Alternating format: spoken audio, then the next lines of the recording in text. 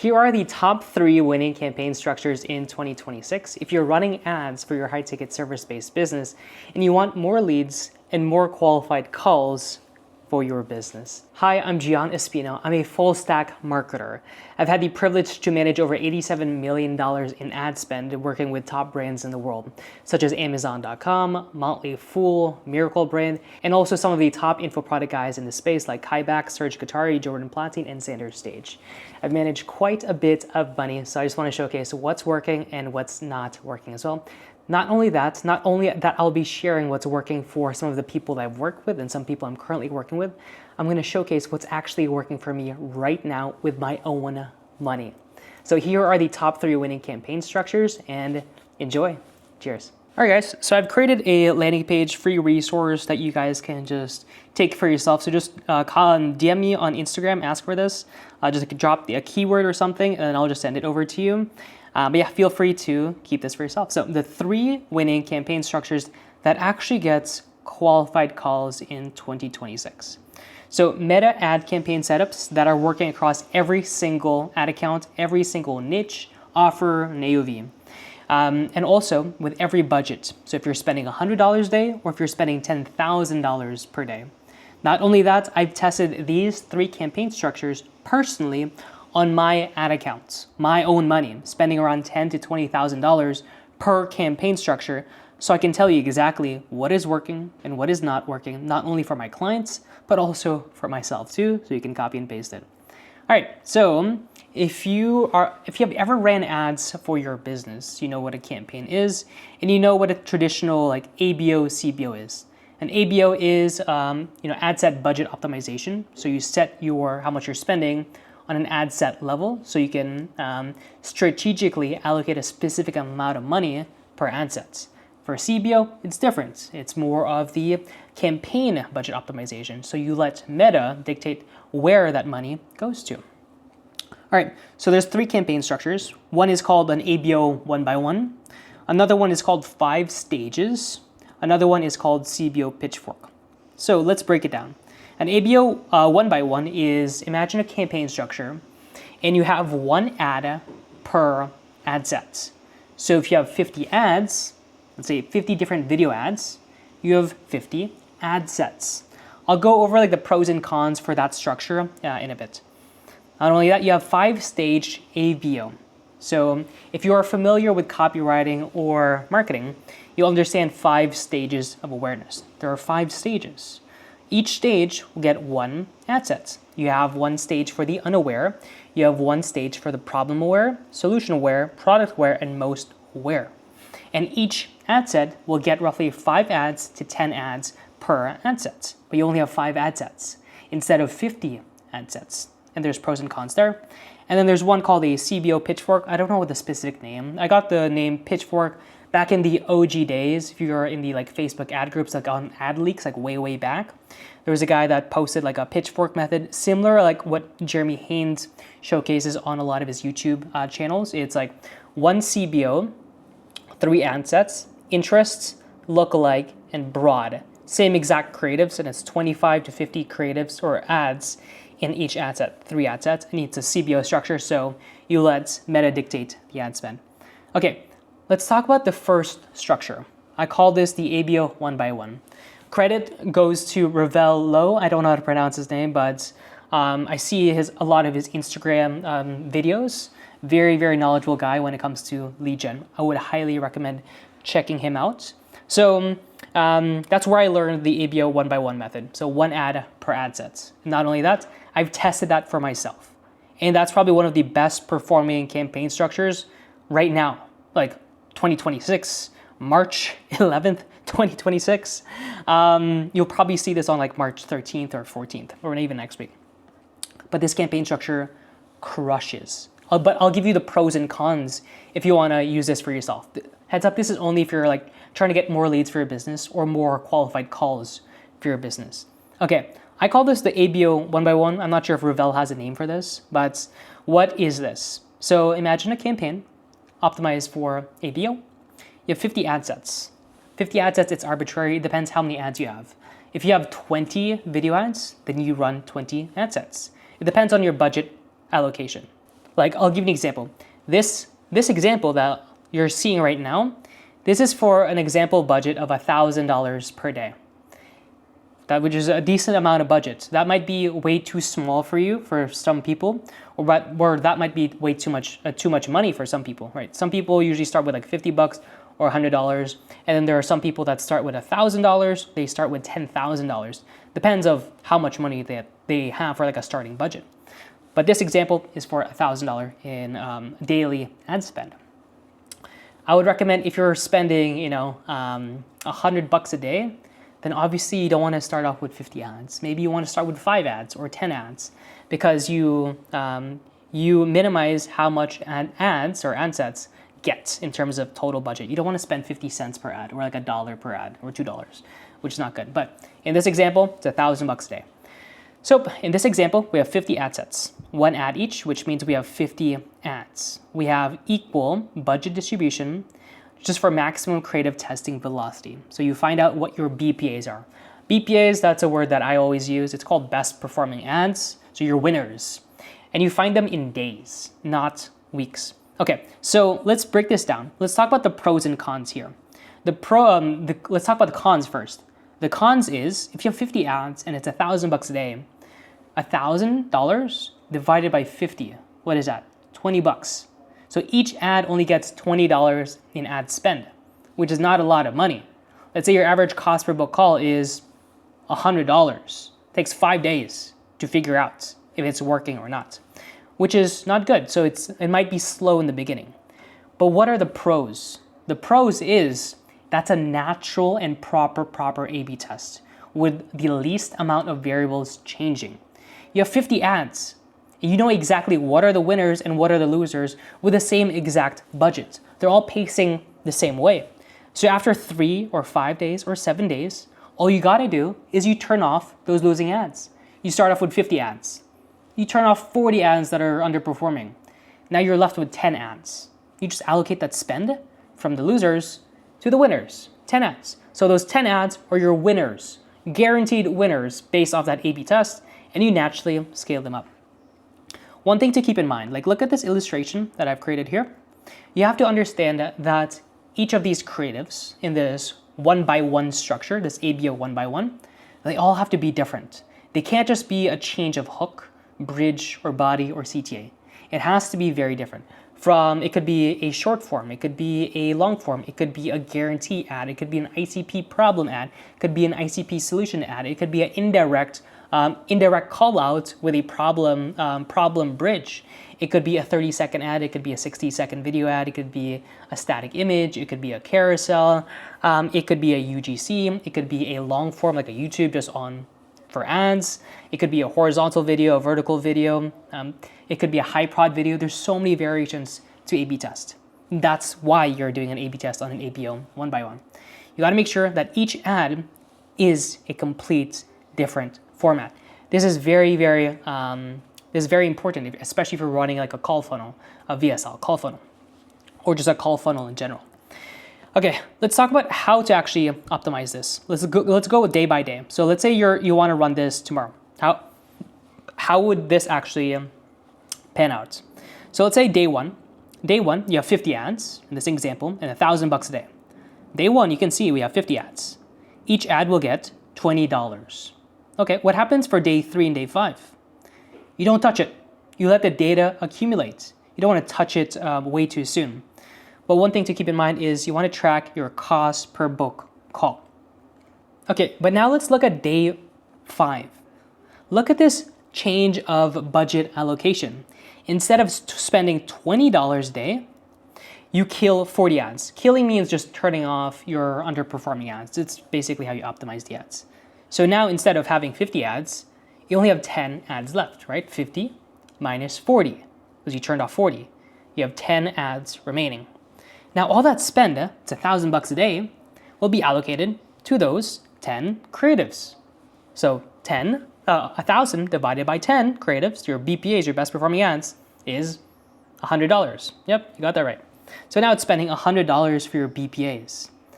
And then it just naturally will scale up. You continue to turn off your underperforming ads, and you reallocate that spend to the winning ads. And it's not gonna mess up the optimization, right? A lot of people use like a 20% rule, like, hey, I can only increase the budget by 20% every few days. But you have to understand, you start at 20 bucks. You're not scaling from 20 bucks to 2,000 bucks. You're only gonna see a massive impact if you're like doing if you're doubling the spend from 200 bucks to 400, 400 to 800. Then that's when it starts to get iffy when it comes to the optimization. But you're starting from 20 bucks. That is not going to ruin your optimization. And you don't have to do a 20% rule of like scaling from 20 bucks to $24. That makes zero sense. Okay, and look at day 6. Now you want to reallocate all the spend into the best performing ads. So that is the pros and cons here. The cons is within the first 24 hours, it's slow. It gets $20 in ad spend. But the pro is it's a natural and proper A/B test. You know exactly what is working, what is not working, with least amount of variables. Also, when you set this up, use broad, especially for it's a VSL call funnel. Use broad. I use top 5 geo. Personally, for some accounts, I use top 3 geo or just top US or just USA. Broad, male, female, 18 plus, depending on what demo you're in. Could be male or even female. But I digress. Okay, so what are the pros? Speed of testing. All 50 ads get equal $20 a day in ad spend. It's equal amount of a spend. So you know exactly what are the BPAs, the best performing ads, and within 3 to 5 days, there's really no guesswork. There's no variables changing. There's nothing. But one thing you have to understand is you have to have a kill rule. What is a kill rule? A kill rule is when do you turn off your ads? When do you start optimizing your ads? So this is really fun because every single person has a different kill rule, and it's completely fine. If you are in a different niche, you'll have a different kill rule. If you have a different spend, you'll have a different kill rule. I'll give you an example. Let's say you're spending $100 a day, so it's $3,000 a month in ad spend. Your kill rule is going to be different for someone who is spending $100,000 per month. Their kill rule is going to be a bit more aggressive.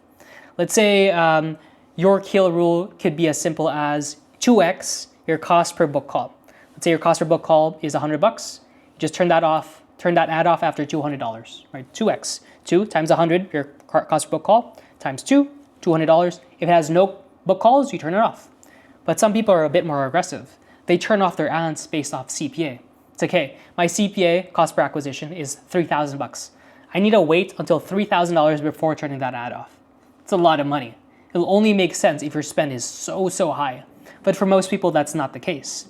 Okay, I digress. Now it's natural scaling. You want to reallocate your killed budget into winners. So $20 a day per ad now goes to $100 a day overnight.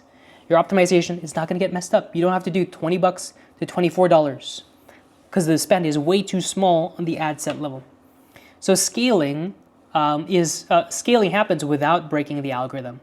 So why this also works for FCC.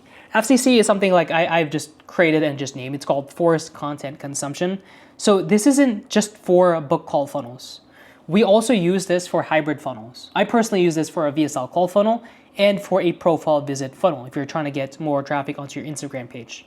This forces people to consume different pieces of content individually.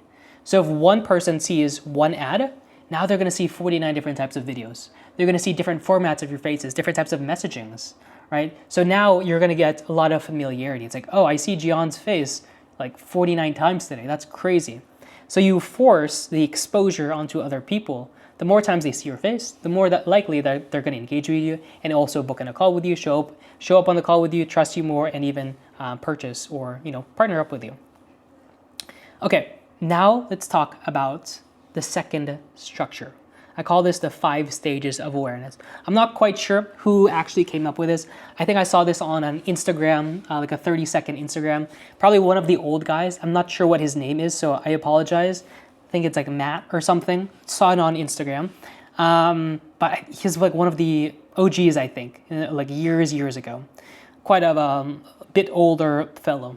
So he's definitely not young guys like Brez Scales type young. Okay, but I apologize, I can't recall your name right now. Structure number 2, 5 stages of awareness. So if you are into copywriting, which you need to, if you're in marketing, you understand there's 5 stages of awareness. The unaware, and also pay attention to this upside down triangle, right? So you have the unaware. the most, oh, this is completely flipped, whatever. Okay, so the unaware. The unaware is people that have no idea who you are. So completely cold people. Now you have people, or it's called problem-aware. It's people who have a specific problem that you're talking to. Then you have solution-aware, product-aware, and also most-aware. This is people that really, really know you. When it comes to the unaware, this is going to be the biggest stage audience size of your ICP because it's the general public. It's very, very, very broad. Let's say you're targeting US. The unaware could be 350 million people. Problem-aware is going to be a bit more specific. So it gets smaller in terms of the audience size itself, but they're a bit more nurtured, and it continues to get smaller, but also nurtured. So solution aware, it's going to be a smaller demo. Product aware, so people that know about your product, like what you offer, this smaller demo. And most aware, people that have been following you for 2 months, 3 months, 4 months, 6 months. It's a very, very small subsection of who you are. Let's give you an example. Let's say Alex Hormozi. He's trying to do 5 stage awareness. Unaware, they have no idea who Alex Hormozi is, right? That's the entirety. But the smallest one is going to be the most aware. It's people who've consumed his content on YouTube, watched 6 videos on YouTube, maybe have engaged with his funnels before or his ads. That is the most aware. It's going to be a very, very small audience size. It could be, instead of 350 million, it could be 3 million people, 5 million people, which is very small for him. Okay, so 5 stages of awareness. They don't know they have a problem. This is more of like educational, creative. Problem-aware, they know they have a problem, but not the solution. You really want to agitate the pain. I'll give you an example. For the unaware stage is going to be just business owners. They don't even know for business owners, they're not scaling up, so they're not making money in their business, but they don't know why. Right? That's going to be a huge, huge market. The problem-aware is going to be a smaller demo. They know they have a problem, which is like, hey, they're not making as much money because the leads coming through are unqualified. That's good. So they're struggling with lead quality, and they know that they're struggling with lead quality issues, or they're struggling with show up rate issues. That's a big problem. Solution aware. They know that my demo is going to be, they know that they're struggling with lead quality. They know that they're struggling with show up rate issues, and they know there's a solution. It's like, hey, if I only implement like a XYZ system, that can naturally increase the amount of people that show up on my calendar. Or if I add a bit more friction, change up the messaging, I know that for a fact that's going to get better lead quality, right? So they know the solution. Product where it's like, hey, I know Gian is known for fixing lead quality for prospects through like full stack marketing or improving show up rates for clients. They know about me. Most aware, okay, I've seen Gian's content for X amount of months. I consumed like 6 of his YouTube videos, seen his ads, seen his Instagram videos. So I know who he is. That's the most aware. It's a small demo. Okay, so message intelligence. So know exactly which awareness stage your audience responds to. Is it the problem aware that's crushing it, or double down on the unaware, or just cut what's not working? So what do I mean by this? On a ABO structure on Facebook, you have 5 ad sets, 5 stages of awareness. You want ads individually for those ad sets. You want some video ads for the unaware, some ads for the product aware, problem, solution, most aware, right? All different ones. You give it, roughly an equal amount of spend, 200, 200, 200, 200, 200, if it's $1,000 a day in budget. And you just let it run for 5 or 7 days, and you know exactly which stage of awareness is working well. In terms of what we know for a fact, most of the time, the problem in solution aware market crushes, right? Those people you don't have to convince that they need a purchase from you. They know that they're struggling with it. But what we've noticed for some industries, the unaware stage is actually crushing, which I was very, very shocked with. People have no idea that they even have a problem.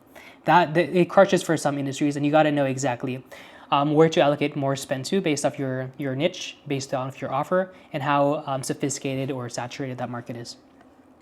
Okay, so what are the pros? Faster in finding a winner. So $200 a day in ad sets instead of $20. It's 10 times the amount of spend.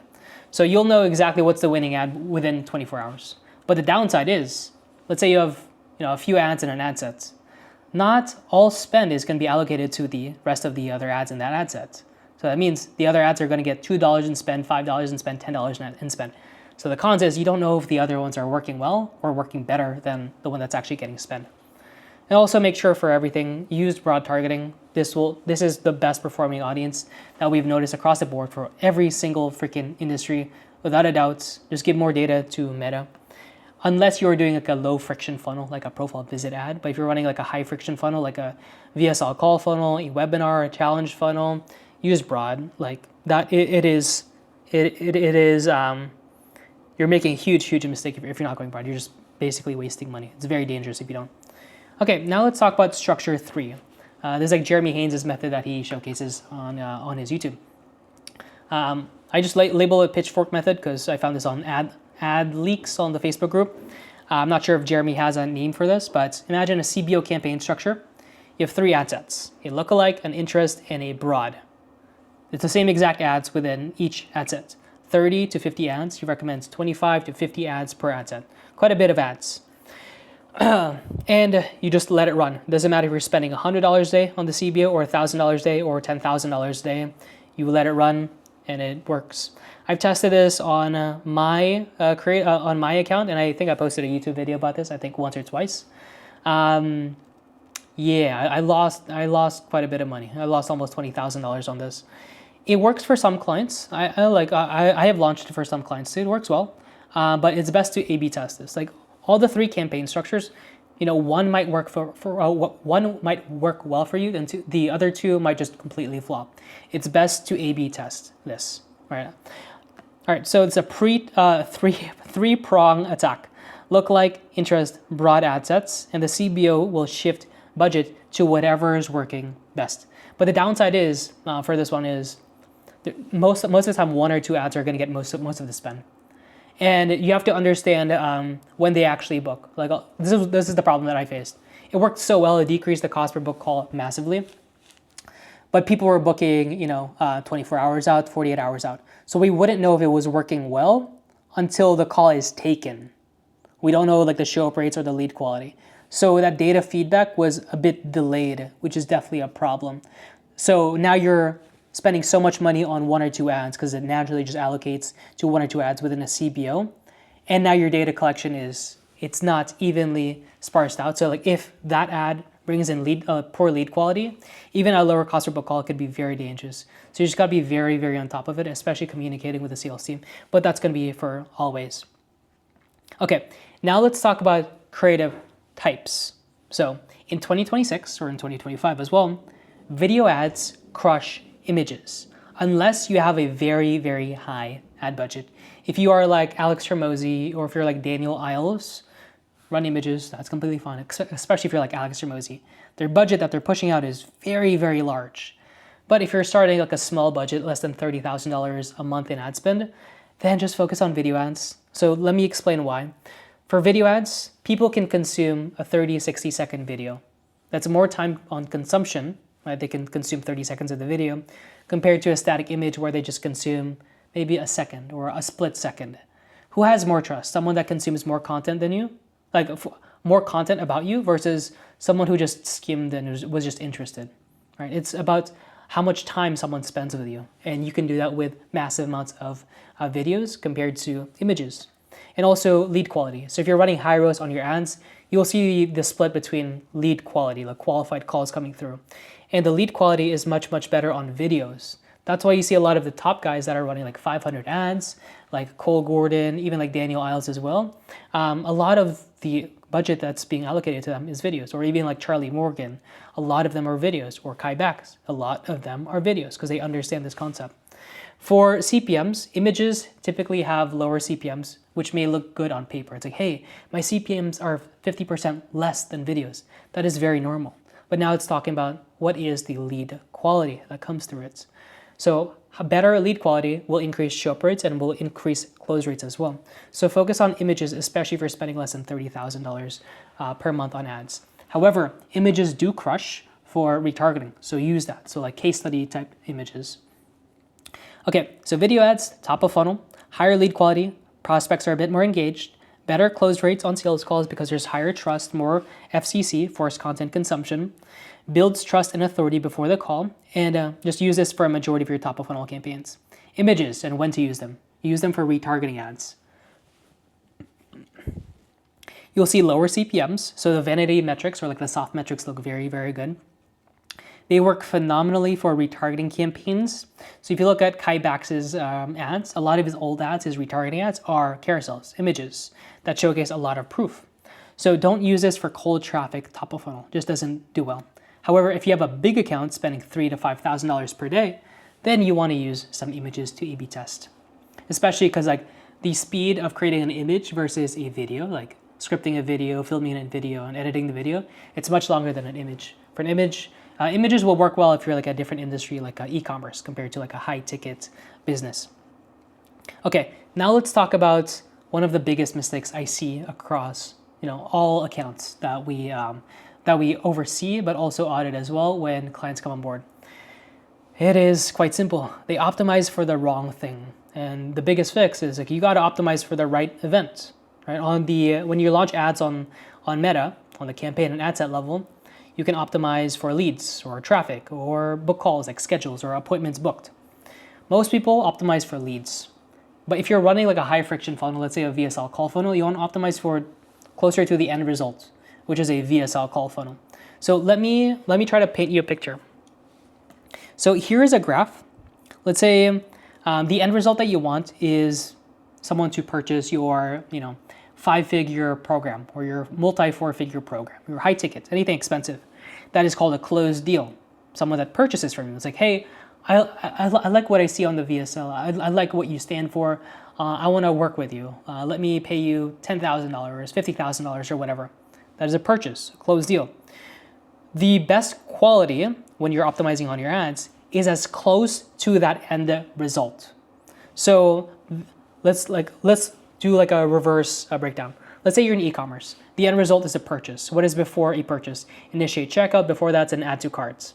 When it comes to like a high ticket, like a call funnel, or if you're running ads for your high ticket service-based business, your end result is a closed deal. What is before that? It is a person that shows up on the call. What is before that? Someone that books in a call. What is before that? It's people that land on the landing page. What is before that? People that have land on the landing page and submitted a lead. What is that? What's before that? They watched your video ad or seen your image ad. The closer you are to the end result and you optimize for that, the better your lead quality is. Because you're basically telling Facebook, it's like, hey, I want people closer to them purchasing for me, which is really, really great. But the downside there is the amount of people, right? Imagine like an upside down triangle. There's more people that just view your stuff than people that actually purchase. So if you optimize for something so small, you're not feeding enough data back to Meta. But if you optimize this, it's a lot of people. It looks very easy to optimize, but the quality is not as good compared to people that actually purchase from you. So you have to have an equal blend. So what is that? And that equal blend is going to be for scheduled book calls. Obviously, it's going to be for qualified calls. So let me explain. You want to optimize your ads for scheduled book calls, especially if you're spending less than $1,000 a day. If you're spending a bit more money on ads, and then you have a high ROAS as well, so you're getting a lot of data, you want to start cooking up. It's called high ROAS qualified calls. So people that are financially qualified, you want to optimize for that later down the line, but you need a lot of data there. All right, so one of the biggest mistakes and also the easiest fixes is qualified schedule pixel. So optimize for this. So after months of running schedule optimization, not leads, that's why if you've ran ads before, worked with a guru, they probably set up a lead form campaign for you, and the lead quality that you got was probably really, really bad. Just optimize for a schedule call, right? Don't use an opt-in. Use a Typeform embed, then optimize for a call. So add the schedule code on the thank you page. So after months of running a schedule optimization, so book call, then only fire the pixel for people who pass your financial qualification, especially if you're in the B2B space. In the B2C space, it could be a bit wonky because a lot of people lie on the financial qualification. But when it comes to B2B, they're a bit more serious. Okay, and later down the line, it's just setting up conversion API through GHL. So let's say you have an opportunities on GHL. This might be a bit technical. For anybody that's qualified, just get your sales rep to move them through qualified call, qualified deal closed, and then just feed that back to Meta. So Meta knows exactly oh, this person bought from you, this person is very, very qualified, and you optimize that on the back end. But the amount of volume that you get is very, very low. So keep that in mind, but that's really best practice for bigger accounts. So let's look at the optimization scaling strategy.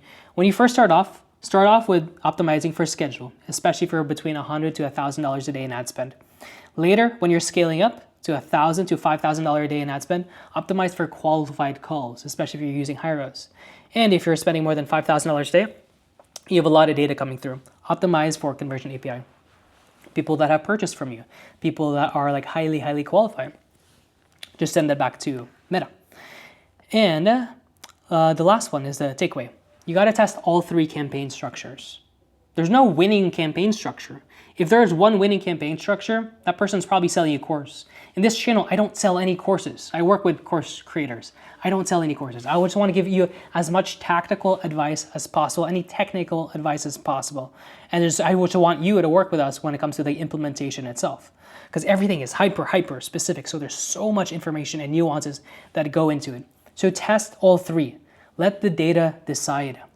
Because there's a lot of pros and cons when it comes to the speed, the scalability, the simplicity for all campaign structures. From the ABO 1x1, from the 5 stages, from the CBO pitchfork. So A/B test the actual structure, track what matters, ignore the CPMs, ignore the CPCs, ignore the CTRs, especially if you're having higher ad spends in the beginning. Only care about the end result, which is cost per acquisition, and even the cost per qualified book call or the cost per book call. And ensure you're killing the losers not only after 2 to 4 weeks, but also after 3 to 5 days, depending on what your ad budget is, and also retest every quarter in terms of what's working and not working from you, from an ABO structure to a CBO structure to the 3 campaign structures that I've listed as well. Anyways, that's it, guys. Much love and talk soon. Bye.